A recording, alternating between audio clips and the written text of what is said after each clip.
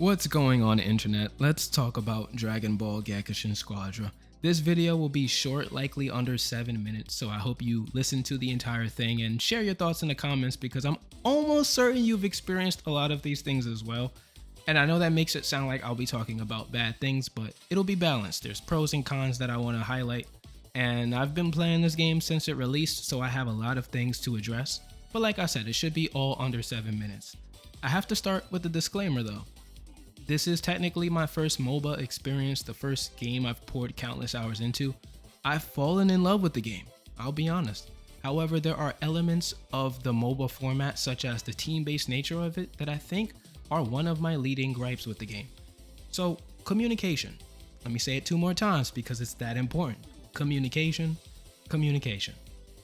Now it's funny, I'll out myself with this one because in real life people say I'm horrible with communication, and I'll actually agree with them there. But in this game, in DragonBall Gekishin Squadra, my communication is elite. I overly communicate because I feel like it's that important to secure the objective. But people don't do that.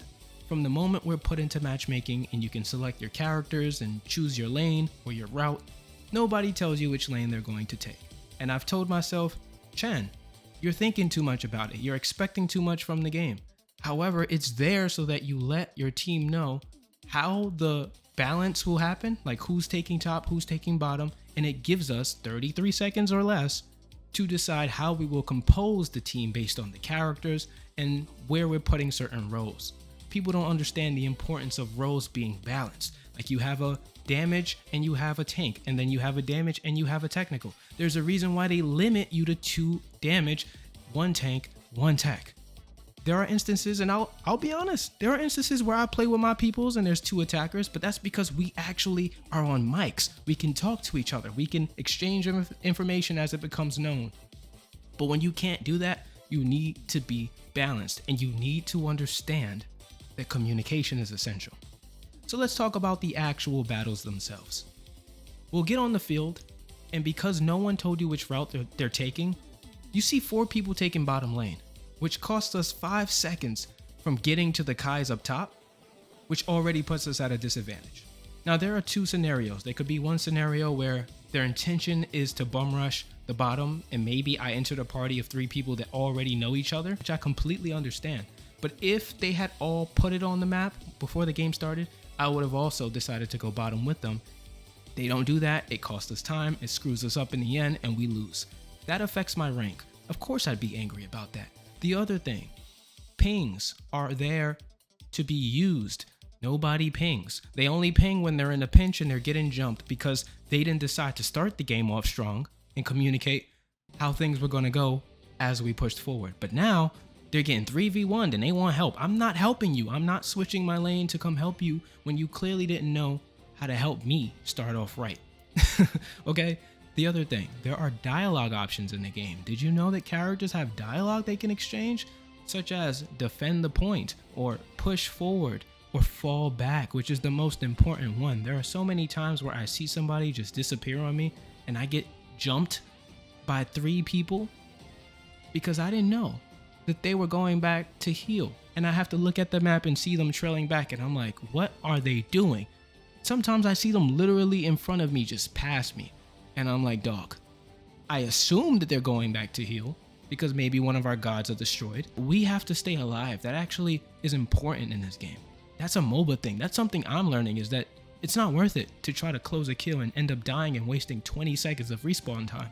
The other thing, this is something that I'm sure everyone can resonate with, are the bugs. They kill the fun of the game. There's a bug where when the game is already in session, it kicks everyone out, takes us back to the title screen, and they claim that the game is ongoing and we have to wait for the game to finish, which could take 10 minutes, it feels like at times. But the game actually isn't taking place anymore because the game is designed to end the match if anybody disconnects, which we all believe is the case. We believe that someone disconnected, which caused us to get kicked back to the title screen. But like I said, that's not consistent with how the game is designed when someone actually DCs mid-match, where we get the black and red text that says a player has left and so the game will end. When someone actually DCs, we get kicked back to the matchmaking, but when that bug occurs that kicks us to the title screen, The game actually has results. There's a winner and a loser, and I don't know how that's determined because there was no objective secured.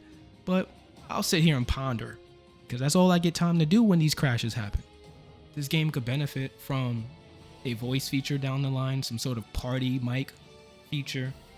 But I know that that's not something MOBAs are notorious for. And I think MOBAs inviting dialogue exchange could actually lead to a lot of negativity and toxicity. So I get it. We need something because I want to play this game in the future. I see myself playing this more for the foreseeable future, but not if I keep ending up with players that don't know what communication is. At C4 rank, which I'm currently at, the skill level has increased so much that we need to be on the same wavelength. I need to understand what's happening, and I need to be able to take commands from my team members and also dish out commands when necessary to keep everything flowing. But I can't do that if my team don't have the same goal of winning. The Zenny thing. I know we just had an announcement that they're increasing the Zenny, but dude, I've been playing this game nonstop since it released, and there's no reason for me to run out of Zenny when Zenny is only used for leveling up. It's not like I'm out here buying outfits. It's not like I'm out here buying fucking capsules and shit. Why have I ran out of Zenny when I play the game every single day? That's weird. I hope that the increase to 500 Zenny makes a substantial difference and allows me to keep progressing, because I'm not going to be forced to pay out of pocket for these characters or for these unlocks because the game is greedy. That feels very greedy, okay? Now, I think I'm done with the pros.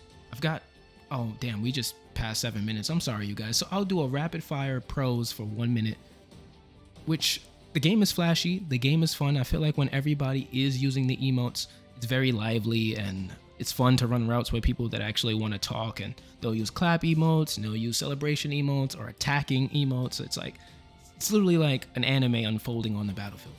The other thing, the music is pretty good. I feel like character select / divine draw is just underrated as hell. People keep talking about lobby / matchmaking, but the character select is too elite. It's too good. And I think people's ears are just not trained to hear greatness. They're trained to hear goodness. Okay.